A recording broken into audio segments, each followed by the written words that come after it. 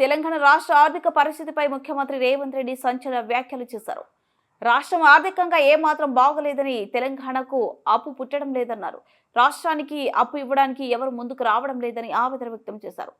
అప్పు కోసం ప్రభుత్వ అధికారులు బ్యాంకర్లను కలవడానికి వెళితే దొంగలను చూసినట్లు చూస్తున్నారని ఆందోళన వ్యక్తం చేశారు. మన వాళ్ళు ఎవరైనా ఢిల్లీకి వెళ్తే కనీసం అపాయింట్మెంట్ కూడా ఇవ్వడం లేదు. తెలంగాణ ప్రతినిధులను చెప్పులు కూడా ఎత్తుకు వెళ్తారేమో అన్నట్లుగా చూస్తున్నారని పేర్కొన్నారు. ఉద్యోగ సంఘాల డిమాండ్లపై ఆయన తీవ్రంగా స్పందించారు. ప్రభుత్వంపై సమరమని ఉద్యోగ సంఘాల నాయకులు మాట్లాడుతున్నారని, కానీ ఎవరిపై చేస్తున్నారని ప్రశ్నించారు. ప్రభుత్వం అంటే తాము ఒక్కరమే కాదని అందరూ కుటుంబ సభ్యులే అన్నారు. ఉద్యోగులకు జీతాలు ఇస్తున్న ప్రజలే తమకు ఉద్యోగాలు ఇచ్చారని వ్యాఖ్యానించారు.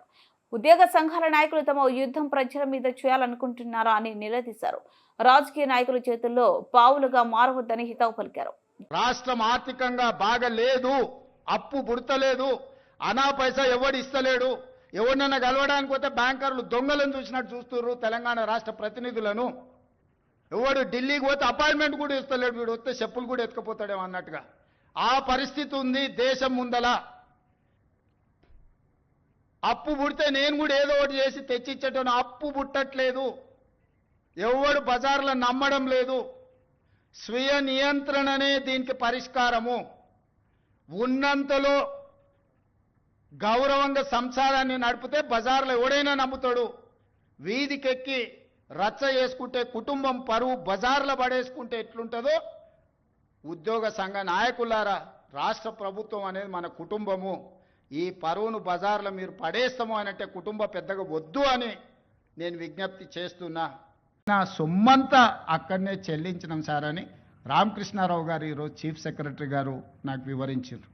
అదే కాకుండా ఈరోజు ఎంత కడుతున్నాము అని అంటే నెలకు 7,000 కోట్ల రూపాయలు అసలు మిత్తి కట్టాల్సిన పరిస్థితి ఉన్నది సార్. మనం తిన్నా తినకపోయినా అప్పులోనికి మనం 7,000 కోట్ల రూపాయలు ప్రతి నెల కట్టాల్సిందే సార్, తక్కువ అని రామకృష్ణారావు గారు చెప్తారు. తెలంగాణ రాష్ట్రం వచ్చిన రోజు 500 నుంచి 600 కోట్ల రూపాయలు ఉన్న అప్పు ఈరోజు రేవంత్ రెడ్డి ముఖ్యమంత్రిగా పదవి చేపట్టిన 16 నెలల్లో 1,52,000 కోట్ల రూపాయలు మొదటి 16 నెలల్లో కట్టినామంటే యావరేజ్గా 9,000 నుంచి 10,000 కోట్ల రూపాయలు ప్రతి నెల అసలు మిత్తి నేను కట్టిన. కట్టుకుంటూ వచ్చినందుకు కొంత అప్పు భారం తగ్గి కొత్త అప్పులు నేను ఎక్కువ చేయకపోవడం వల్ల ఈరోజు 7,000 కోట్ల రూపాయలు ప్రతి నెల నేను కట్టాల్సిందే. ఇదే కాదు, మీ ప్రభుత్వ ఉద్యోగస్తులు 58 ఏళ్ల నుంచి 61 సంవత్సరాలకు మీ పదవీ కాలాన్ని పొడిగించారు. దాంట్లో మీరు అనుకున్నారు మీ పదవీ కాలాన్ని ఎక్కువ ఇచ్చిందని. రిటైర్మెంట్ బెనిఫిట్స్ ఇవ్వాల్సి వస్తుందని 3 ఏళ్ళు పెంచండి. ఇప్పుడు ఈ మధ్యకాలంలో అత్యధికంగా రిటైర్ అయినరు వారు పోతా మీ రిటైర్మెంట్ బెనిఫిట్స్ను మీకు ఇవ్వకుండా బకాయి పెట్టింది ఎంత అంటే 8,500 కోట్ల రూపాయలు.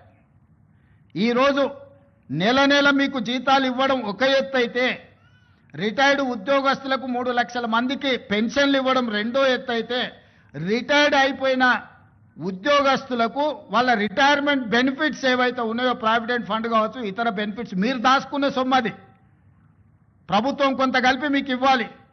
దాదాపుగా 9,000 కోట్ల రూపాయలు బకాయిలు పెట్టిపోయింది.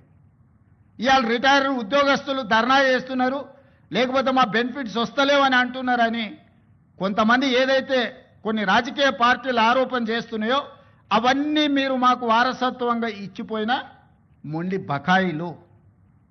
ఇవాళ వాటిని ఒక పక్కన క్రోడీకరిస్తూ క్రమబద్ధీకరిస్తూ ఈరోజు గతంలో ఉన్న సంక్షేమ పథకాలు ఏవైతున్నాయో, పెన్షన్లు ఆపలేదు, రైతు భరోసా ఆపలేదు, షాదీ ముబారక్ ఆపలేదు, కళ్యాణ లక్ష్మి ఆపలేదు.